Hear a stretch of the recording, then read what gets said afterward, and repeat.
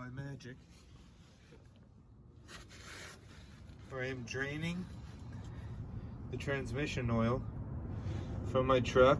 This is the last little bit. That is the drain port plug. Let me bring you up. Very difficult. But I have the fill plug open as well.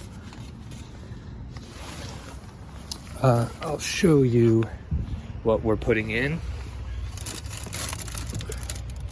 That is red line. That is the 75w-80 GL4 oil.